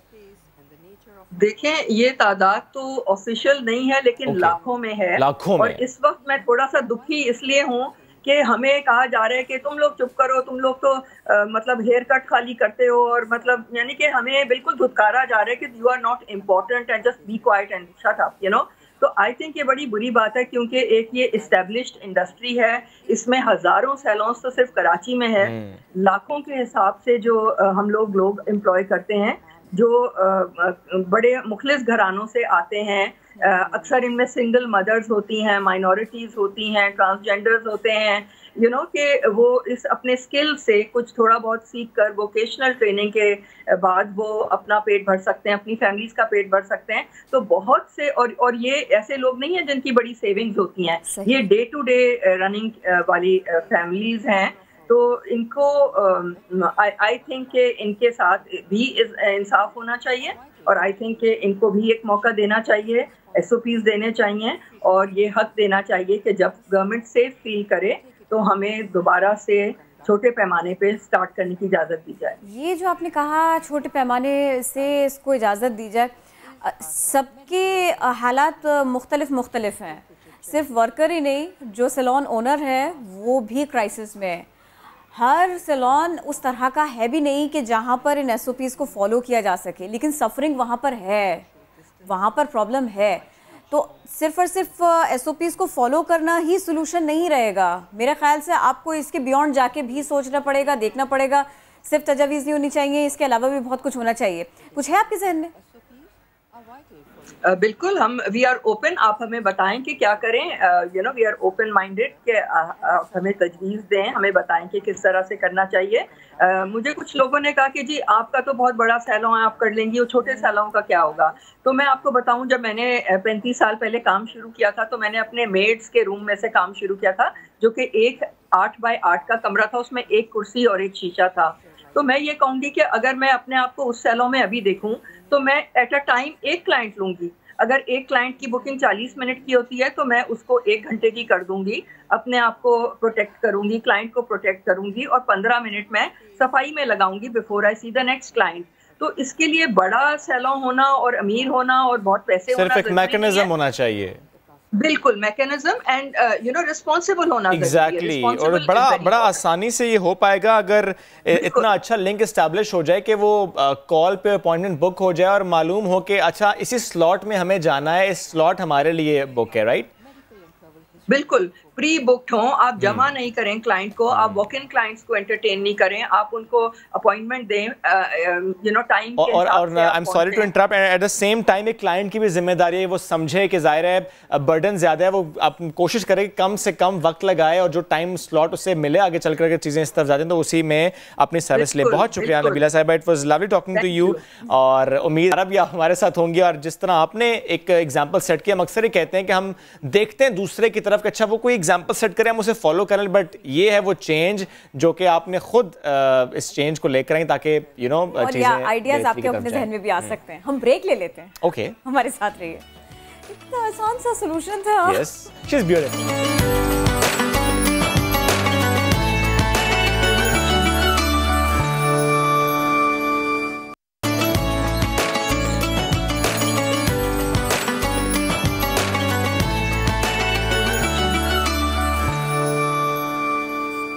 Welcome back. रमज़ानुल मुबारक में लॉकडाउन के दौरान ज़िंदगी किस तरह रवा दवा और घरों में अफ्तारी की तैयारी किस तरह जारी है, क्या चेंजेस हैं इस रमज़ान में, तो हम चलते हैं अपने नुमाइंदे खुर्शीद आलम की तरफ। जी खुर्शीद। मैं इस वक्त मौजूद हूँ गुलिस्तान जौहर ब्लॉक 10 के एक मकान में और आज नौमान जमील साहब के घर में हम देखते हैं कि अफ्तार की क्या तैयारियाँ हैं। कैमरामैन कामरानुद्दीन दिखाएंगे कि नौमान साहब अभी दफ्तर से आए हैं, अपने बच्चों के साथ बैठे हैं, टेलीविज़न पे मैच की कुछ झलकियाँ देख रहे हैं। उनके मैसेज हैं यहाँ पे। आयशा उनसे मालूम करते हैं बावर्ची खाने में उन्होंने क्या तैयारी की है। ये बताइए आयशा कि आप अफ्तारी में क्या बना रही हैं, रात के खाने में क्या तमाम करेंगी, ज़रा बताइए तो सही समा के नाज़रीन को। जी अस्सलाम वालेकुम। अफ्तार के लिए जैसा कि आपने देखा कि मैंने कुछ पकोड़े तले हैं, फ्रूट चाट बनाई है और शरबत है। वैसे तो हमारे घर के अफराद बहुत थोड़े हैं तो उस हिसाब से हम अफ्तार इतना ज़्यादा अरेंज नहीं करते, लेकिन दूसरी चीज़ एक ये भी है कि जैसा कि आपको पता है कि आजकल महंगाई बहुत है और जैसे भाई मगर कैसी महंगाई, पेट्रोल के रेट इतने कम होगा तो अभी तक चीज़ें सस्ती नहीं हुई आप लोगों के लिए। जी यही तो गिला है हमें कि हुकूमत की इतनी काविशों के बावजूद उन्होंने पेट्रोल इतना सस्ता किया, इतने बड़े रिलीफ के इकदाम किए जा रहे हैं, मगर उसके बावजूद कोई भी चीज़ सस्ती नहीं हमें मैसर हो रही। तो नौमान जमील साहब के घर में अफ्तारी की आपने तैयारी देख ली, उनके मिसेस की बातचीत सुन ली, अफ्तारी उन्होंने मुकम्मल कर ली है और साथ साथ ये शिकवा भी उनके ज़बान पर है कि पेट्रोलियम मसनूआत की कीमतें तो कम हो गई, लेकिन आम लोगों के लिए, आवाम के लिए, उस आम आदमी के लिए कि जिसका हर हुकूमत नाम लेती है, अभी तक चीज़ें सस्ती नहीं हुई। बहुत शुक्रिया खुर्शीद। दुरुस्त बात आपने कर दी कि वाकई अशिया जो है वो सस्ती हुई नहीं है। जब पेट्रोल प्राइस बढ़ती है चीज़ें फ़ौरन महंगी हो जाती है, लेकिन पेट्रोल प्राइस कम होने का इम्पैक्ट हमें उस तरीके से एग्जैक्टली नज़र नहीं आता। एनीवेज प्रोग्राम के इस हिस्से में हम ज़रा बात कर लेते हैं दुआ की कबूलियत से मुताल्लिक़। यूँ तो ज़ाहिर है हर तरफ है अल्लाह, दिल के करीब है अल्लाह और हमें बस दुआ करनी है और अल्लाह ज़रूर सुनेगा। वैसे भी रहमतों का ये महीना है और अल्लाह हमारी हर दुआ सुनने वाला है, कबूल करने वाला है। आप बस मांगिए अल्लाह से। तो हमने सोचा आज ज़रा हम बात करें कि कुछ गलतियाँ भी तो हम कर देते हैं, जैसे कि जब सुनते आए, कहते आए कि बिल्कुल अफ्तारी से पहले दुआ मांगेंगे तो कबूल होगी, लेकिन अफ्तारी से पहले हम कहाँ लगे होते हैं, या तो हम रेस्ट कर रहे होते हैं और अगर ख़वातीन की बात करें तो वो किचन में मसरूफ़ होती हैं और बिल्कुल 11th आवर तक वो किचन में बिज़ी होती हैं। तो वो जो वक्त है जिसमें हमने दुआ मांगनी है उसमें अगर मैं टीवी देख रहा हूँ तो मैं गलत कर रहा हूँ, मुझे उस वक्त दुआ मांगनी चाहिए। तो हमने सोचा इस अहम मौजू पर आज हम बात करें। हमें ज्वाइन किया है मजहबी स्कॉलर डॉक्टर जमील राठौर ने एंड वी हैव मुफ्ती नूर रहमानी साहब। आप दोनों का बेहद शुक्रिया। मुफ्ती साहब पहले हम आप ही से सवाल करना चाहेंगे, आप ही बताइए, ये जो हम कहते हैं ना मेरी दुआ में शायद असर नहीं है, तो ये ख्याल क्यों कर आता है दिल में? कहीं ऐसा तो नहीं है कि हम दुआ करीने से नहीं कर रहे? आज हम ये सवाल आपसे इसीलिए कर रहे हैं क्योंकि हम चाहते हैं कि आज हम सब ये सीखें कि दुआ की कबूलियत और दुआ के आदाब हैं क्या। प्लीज़ फरमाइए। नहमदु व नसल्ली अला रसूलिहिल करीम, अम्मा बाद, फ़अऊज़ु बिल्लाहि मिनश शैतानिर रजीम, बिस्मिल्लाहिर रहमानिर रहीम। क़ाल अल्लाहु तआला फ़िल क़ुरआनिल मजीद वल फ़ुरक़ानिल हमीद, व इज़ा सअलका इबादी अन्नी फ़इन्नी क़रीब उजीबु दाअवतद दाई इज़ा दआन। सदक़ल्लाहुल अज़ीम व सदक़ रसूलुहुन नबियुल करीमुल अमीनुर रऊफ़ुर रहीम। तमाम तारीफ़ें अल्लाह सुब्हानहु व तआला के लिए और दुरूद व सलाम अल्लाह के रसूल, हम सब के आका, हम सब के मौला, ताजदार मदीना हुज़ूर मोहम्मद मुस्तफ़ा सल्लल्लाहु अलैहि व आलिहि वसल्लम। बहुत अच्छा मौजू कि दुआ की कबूलियत के हवाले से और शराइत, उसके आदाब, क्या अंदाज़ होना चाहिए एक बंदे का अल्लाह सुब्हानहु व तआला से मांगने का। याद रखिएगा कुरान मजीद फ़ुरक़ान हमीद में अल्लाह सुब्हानहु व तआला शाह फरमाते हैं कि जब मेरे बंदे नबी अलैहिस्सलाम सवाल करते हैं और जब दुआ मांगते हैं उनसे कहिए कि मैं इनकी दुआ को सुनने वाला हूँ, मैं इनकी दुआ को कबूल करने वाला हूँ। अल्लाह के नबी सल्लल्लाहु अलैहि वसल्लम दुआ की अहमियत के बारे में फरमाते हैं अद्दुआ हुवल इबादा, कि दुआ ही इबादत है। और एक हदीस है अद्दुआ मुखुल इबादा, कि दुआ तमाम इबादत का मग़ज़ है। अब आपका सवाल कि दुआ किस तरह मांगना चाहिए, मेरे आका करीम सल्लल्लाहु अलैहि वसल्लम गुजर रहे हैं। तो देखा एक आदमी जो है बड़े खुश इल्हान तरीके से रब की बारगाह में इल्तजा कर रहा है, मनाजात कर रहा है।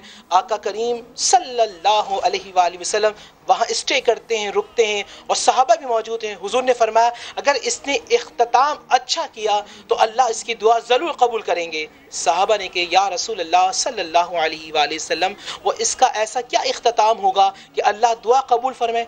आका अलैहिस्सलाम ने इरशाद फरमाया अगर इसने दुआ के इख्तिताम पर आमीन की मोहर लगा दी तो अल्लाह सुब्हानहु व तआला इसकी दुआ को कबूल करेंगे।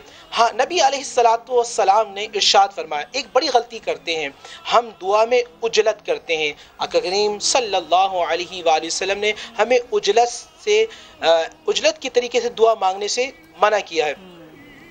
एक बात और जहन में रखिएगा, किस तरह मांगना चाहिए, क्या करना चाहिए। सैयदना उमर बिन खत्ताब रदियल्लाहु ताला अन्हु हमें तरीक़ा बताते हैं। अल्लाह के प्यारे नबी सैयदना उमर बिन खत्ताब, अल्लाह के प्यारे नबी हुज़ूर सल्लल्लाहु अलैहि वसल्लम के प्यारे सहाबी उमर बिन खत्ताब हमें बताते हैं कि दुआ के अव्वल और दुआ के आखिर में नबी पाक सल्लल्लाहु अलैहि वसल्लम की बारगाह में दुरूद सलाम पढ़ो।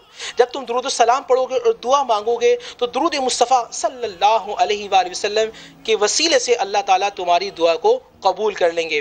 जिस तरह मेरे भाई ने इंट्रो में कहा कि इफ्तार का वक्त होता है कि जिसमें अल्लाह सुब्हानहु व तआला दुआ कबूल फरमाते हैं। किस तरह मांगना है, किससे मांगना है, और कौन ऐसे लोग हैं कि जिनकी दुआ अल्लाह रद्द नहीं करता, जिनके वालिदैन जिंदा हैं, वो ख़ास तौर पे सुने।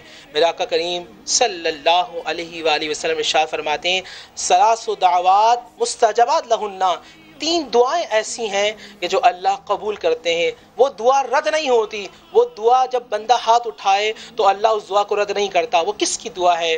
मेरा आका इरशाद फरमाते हैं, दावतुल वालिद, वो वालिद की दुआ है। और जब अल्लाह के मेरे अल्लाह के नबी ने फरमाया कि जब वालिद हाथ उठा दे तो अल्लाह दुआ को रद्द नहीं करता। दावतुल मजलूम, मजलूम की दुआ जब वो हाथ उठा दे तो अल्लाह दुआ रद्द नहीं करता। दावतुल मुसाफिर, मुसाफिर की दुआ जब वो हाथ उठा दे तो अल्लाह दुआ को रद्द नहीं करता। इफ्तारी का वक्त और सहरी का वक्त, ये वो वक्त होता है कि जब अल्लाह की रहमतें उरूज पर होती हैं, मगर हम क्या करते हैं, हम उस वक्त ना मुजाहिद बन जाते हैं।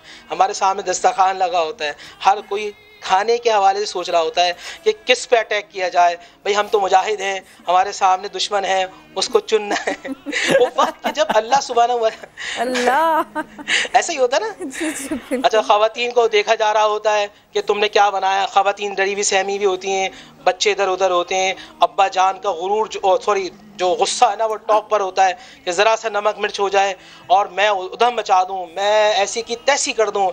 वो वक्त के जब मेरे नबी पाक सल्लल्लाहु अलैहि वसल्लम हाथ उठाया करते थे, आपके आंसू मुबारक दाढ़ी पे गिरते थे और दाढ़ी मुबारक पूरी आंसू से तर हो जाया करती थी। वो वक्त होता है कि जब रब्बे जुल जलाल की बारगाह में फरिश्ते अल्लाह भेजता है कि मेरा बंदा दुआ मांगे, तुम आमीन की मोहर लगा के मेरे पास ले आना, मैं इनकी दुआ को कबूल कर लूँगा। सहरी का वक्त भी ऐसा होता है कि जब फरिश्ते, सहरी और अफ्तारी ये 2 वक्त ऐसे होते हैं जब फरिश्तों की ड्यूटियां चेंज हो रही होती हैं।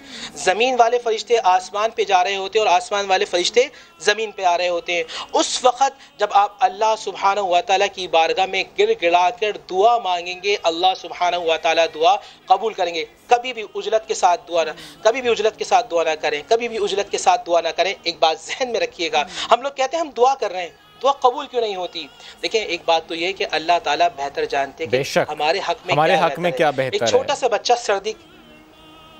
सा बच्चा सर्दी के अंदर आइसक्रीम मांगे तो माँ बाप नहीं देते। वो जानते हैं कि अभी अगर इसको आइसक्रीम दी जाए तो इसका गला खराब हो जाएगा। इसी तरह मेरे खालिक, मेरे मालिक, मेरे राज़िक जानते हैं कि जो बंदा मांग रहा है ना, अभी इसके लिए बेहतर नहीं है। अगर इसको अभी दिया तो ये नुकसान उठा लेगा, या फिर कल क़यामत में अल्लाह सुब्हानहू व तआला उन दुआओं को पहाड़ जितनी नेकियों में तब्दील कर कर हमें देगा। या फिर आप दुआ कर रहे होते हैं, अल्लाह को आपकी आमीन, आपकी आजी, आपकी इनकिसारी ऐसी पसंद होती है कि परवरदिगार चाहते हैं कि दुआ मांगता रहे, मैं इसको देता रहूं। एक चीज़ ये ज़रूर नोट कीजिएगा कि दुआ के कहने से पहले ऐसे काम कर लें कि आपको दुआ मिल जाए। हमारे लोग दुआ के लिए कहते हैं मगर काम ऐसे नहीं होते कि दुआ सामने से मिले, किसी के दिल से दुआ निकले। दुआ के साथ दवा भी कर लें ना, आपने सुना है? हाँ, दवा करनी। हमें आजी इनकिसारी का पैकर बनना है, हमने अपने अंदर झुकाव लाना है, मोहब्बत से पेश आना है, और घर में जो आपके ना, आपकी बीवी, आपके बच्चे, इनसे आपका बिहेवियर दुरुस्त करना है। अगर हुकूकुल बात पूरे करने बहुत जरूरी है। कॉल भी लेनी है हमारे, अगर भाई नाराज होते हैं तो हो जाए। एक बहन की कॉल है। आपके घर में जो अल्लाह की बंदी बैठी है ना, आप उसका अदा कीजिए। मुफ्ती साहब कथा कलामी की माजरत, कथा कलामी की माजरत। एक कॉलर भी हमारे साथ है क्योंकि हम चाह रहे थे कि कॉलर भी अपने सवाल रखें और आप उनकी रहनुमाई कर सके। आमना ने हमें कॉल किया। आमना, क्या सवाल करना चाहेंगी? जी, अस्सलाम वालेकुम सबसे पहले तो मैं ये सवाल करना चाहती हूँ कि हम लोग कहते हैं कि नमाज पढ़ते हैं जब 5 वक्त की, तो 5 वक्त की नमाज हम पढ़ते हैं तो बच्चों को तो हम ये तरबियत देते हैं बेटा 5 वक्त की नमाज पढ़ो। बच्चे हमारे से आगे से ये सवाल करते हैं कि अम्मा अब एक पढ़ ली है तो दूसरी अभी ये बहुत लंबी है, ये नहीं पढ़नी। तो हम बच्चों को ये कहते हैं बेटा अगर आपने फजर की नमाज पढ़ी है, जब तक आप जोहर की नहीं पढ़ोगे तो अल्लाह ताला नहीं मानेंगे, अल्लाह ताला कबूल नहीं करेंगे फजर की नमाज को। आया कि बच्चों को हम किस तरीके से लेके आए कि इस तरह के बच्चे रेगुलर नमाज की तरफ हो जाएं। छोटे बच्चे खास तौर पे ऐसे होते हैं कि उनको बहुत बहलाना पड़ता है, फिर जाके वो करते हैं लंबी नमाज है छोड़ देते हैं। तो आप मुझे बताएं कि इससे वालिदैन के ऊपर गुनाह या कुछ ऐसे है तो या बच्चों को किस तरह रागिब करें कि वो नमाज की तरफ आए? मुफ्ती साहब प्लीज रहनुमाई कीजिएगा प्लीज, क्योंकि वाकई बच्चे काउंट कर रहे होते हैं बाकायदा। मैं जमील राठौर साहब से भी पूछना चाहूंगी। चले आप मुख्तसर से इसका जवाब दीजिएगा, फिर जमील राठौर साहब पे जाऊंगी मैं। जी मुफ्ती साहब। जी देखिए, बच्चे 3 से 4, 5 साल, 6 साल, 7 साल, 8 साल तक जो किताब पढ़ते हैं ना, वो माँ बाप की किताब होती है। माँ बाप का अखलाक होता है, माँ बाप का किरदार होता है, माँ बाप का अमल होता है। अगर घर में माँ बाप नमाज पढ़ेंगे, आप देखिए ना, आप नमाज की हालत में आपका छोटा सा बच्चा आता है, आप सजदे में, वो सजदे में गिर जाता है। जब तक आप मुसल्ले पे बैठे हैं, बच्चा आपके साथ है। तो अगर आपका घर के अंदर एक्शन ऐसा होगा कि आप तिलावत कुरान कर रहे हैं, नमाज की पाबंदी कर रहे हैं, तो बच्चा ऑटोमेटिकली आपके तरीके पे चलते हुए नमाज का पाबंद बन जाएगा। तो इसमें माँ बाप के लिए कि माँ बाप पहले खुद नमाज की पाबंदी करें। माँ बाप घर के अंदर, अभी आइसोलेशन है ना, अभी आपको कहा है आइसोलेशन में रहें, तो आप अपने घर को मस्जिद बना लीजिए। बाप आगे खड़ा हो, बेटे बच्चे पीछे खड़े हों, बच्चियां और वाइफ पीछे खड़े हों, एक बहुत खूबसूरत मंजर होगा घर के अंदर। 5 वक्त अल्लाह का जिक्र होगा। और जब बंदा नमाज पढ़ता है, मेरे आका ने शाह फरमाया, मुफ्ती साहब, जी मुफ्ती साहब प्लीज साथ रहिएगा। मैं ना जमील राठौर साहब से भी इसी का जवाब चाह रही थी। प्लीज जमील राठौर साहब, दुआ के ऊपर हम बात कर रहे थे और ये देखिए बच्चों को भी रागिब करें नमाज पढ़ने की तरफ, वो काउंट कर रहे होते हैं बाकायदा। वो खातून भी अभी यही कह रही थी कॉलर। आप प्लीज इसके ऊपर कमेंट कीजिएगा, इसके ऊपर थोड़ा सा बताइए हमें। बिस्मिल्लाहिर्रहमानिर्रहीम। सबसे पहले किरण आपको, शोएब को और अल्लामा नूर रहमानी साहब को और के सारे नाज़रीन को अस्सलाम वालेकुम व रहमतुल्लाहि व बरकातहू। वालेकुम अस्सलाम। देखिए, जिस तरह अल्लामा नूर रहमानी साहब ने कहा कि बच्चों की तरबियत के लिए सबसे पहले वालिदैन को वैसा बनना पड़ेगा, इसलिए कि बच्चे वो नहीं करते जो हम कहते हैं, बल्कि बच्चे वो करते हैं जो हम खुद करते हैं। ये एक कॉमन फिनोमिना है। इसलिए कि जब हम बच्चे को कहते हैं ये करो और खुद वो नहीं करते, तो सेम टाइम हम बच्चे को मैसेज दे रहे होते हैं कि हमारा जो किरदार है, हमारा जो कौल और फ़ैल है, उसमें तजाद है। तो बच्चा भी मुतजाद कैफियत का हामिल हो जाएगा। और याद रखिए, जब हम बच्चे को कहते हैं ये करो, तो उसका एक सेंस ऑफ हियरिंग यूज होता है। जब हम बच्चे को कहते हैं करके दिखाते हैं, तो उसके तीन सेंसेस यूज होते हैं। एक तो उसका सेंस ऑफ टच यूज होता है, सेंस ऑफ हियरिंग यूज होता है, सेंस ऑफ विजन उसका यूज होता है। और बच्चा की जो ये उम्र होती है माइलस्टोनिंग, इसके अंदर वो तेजी के साथ उसकी मेमोरी डेवलप हो रही होती है। याद रखिए, ये वो मेमोरी जो डीप मेमोरी है, बचपन की जो मेमोरी है, वो इंसान के सब कॉन्शियस में महफूज रह जाती है। इसलिए आप ये देखिए कि आप बाज़ औक़ात कुछ वाक़यात भूल जाते हैं, लेकिन बचपन के वाक़यात आप बचपन में भी नहीं भूलते। उसकी वजह है कि ये मेमोरी आपकी जो है डीप के अंदर, सब कॉन्शियस और डीप कॉन्शियस में महफूज हो जाती है। और फिर आप देखिए कि बहन ने बड़ा अच्छा सवाल किया। हम आम तौर पर ये देखते हैं कि माएँ बच्चों को कहती हैं रात को, बेटा सो जाओ, तुम्हें सुबह स्कूल जाना है। काश के माएँ ये कहें कि बेटा जल्दी सो जाओ, तुम्हें सुबह उठकर फजर की नमाज पढ़ना है। अगर इस तरह आप बच्चों को तरबियत देंगे, और फजर की नमाज के दौरान वक्फा होता है, बेटा जल्दी जल्दी स्कूल का होमवर्क तैयार करो, तुम्हें अभी स्कूल की भी तरफ भी जाना, नाश्ता दीजिए, तो यकीनी तौर पर बच्चा जब सुबह की नमाज पढ़ लेता है, तो अल्लाह तबारक व तआला बाकी नमाजें पढ़ने की भी उसे तौफीक व इस्ताअत अता फरमा देता है। अब मैं आता हूँ दुआ की जानिब। मुफ्ती साहब ने सैर हासिल गुफ्तगू कर ली है, लेकिन मैं इतना फरमाऊंगा कि आमतौर पर लोग ये कहते हैं कि साहब दुआएं मांगने की क्या जरूरत है, अल्लाह पर तवक्कुल कर लीजिए, अल्लाह सब जानता है। हजरत अली करमल्लाहु वजहुल करीम से भी ये सवाल किया गया कि ऐ मौला, जब हर चीज अल्लाह देता है तो दुआ मांगने की क्या जरूरत है, जब अपनी मर्जी से देता है। अल्लाह तो जानता है कि हमें क्या चाहिए। जी हाँ, तो उन्होंने बड़ा खूबसूरत जवाब दिया कि हो सकता है अल्लाह ने तेरी तकदीर में यही लिखा हो कि तू जितनी दुआ मांगेगा अल्लाह तबारक व तआला उतना ही तुझे अता फरमाएगा। इसलिए कि बंदे का सबसे बड़ा महबूब अमल जो अल्लाह को लगता है वो उसके हुजूर सजदा करने के बाद हाथ उठाकर दुआएं मांगना, आहोजारी के साथ, इज़्तिराब के साथ, तड़पते दिलों के साथ। इसलिए कि दुआ दिल की फरियाद है, दुआ मोमिन की मुराद है, दुआ मोमिन का हथियार है, दुआ बेकरारों का करार है, दुआ अंधेरों में नूर है और दुआ हर इबादत का सुरूर। बेशक फरमाया ला यगद्दुल क़दा इल्ला दुआ वला यज़ीदु इल्ला अल बिर्र, कोई चीज जो है तकदीर को नहीं बदल सकती मगर दुआ, और कोई चीज इंसान की उम्र में इजाफा नहीं करती मगर नेकियां करना। और नेकी किससे करना? वालिदैन के साथ करना, आइज़ा अक़रीबा के साथ नेकी जब आप करते हैं तो अल्लाह रिस्क भी बढ़ा देता है, उम्र में भी इजाफा फरमा देता है।